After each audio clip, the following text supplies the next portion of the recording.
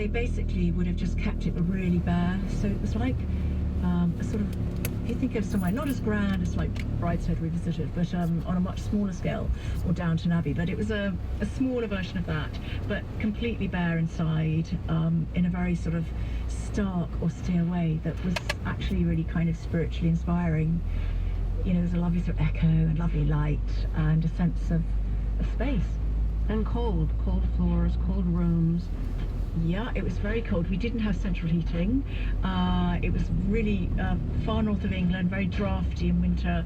The windows rattled and the, you know, cold air would come in.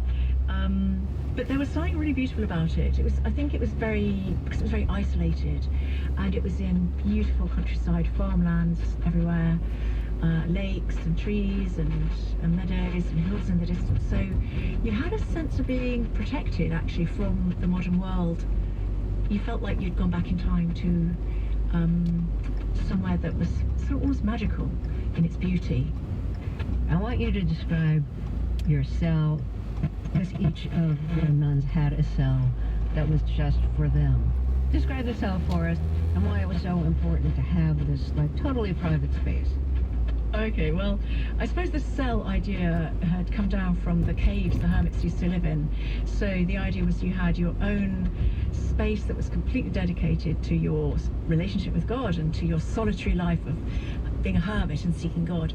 So each of us had, basically it was like a medium-sized or smallish bedroom.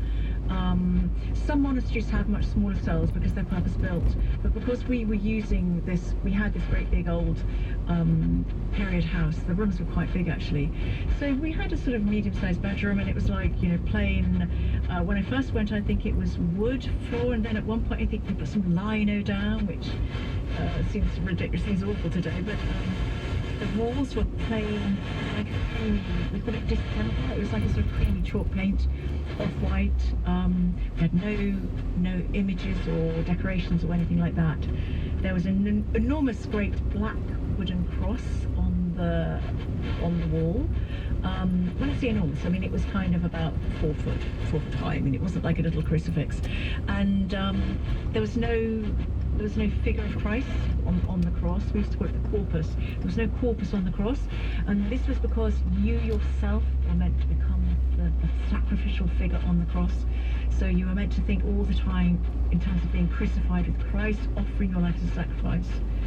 Well, we need to take a short break here, so let me reintroduce you.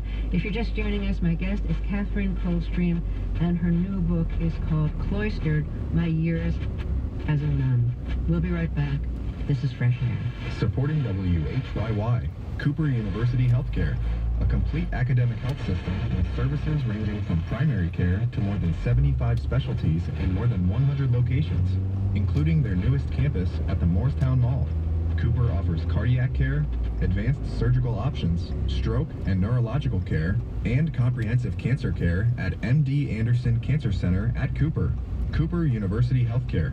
Extraordinary happens here. This is Fresh Air. Let's get back to my interview with Catherine Coldstream.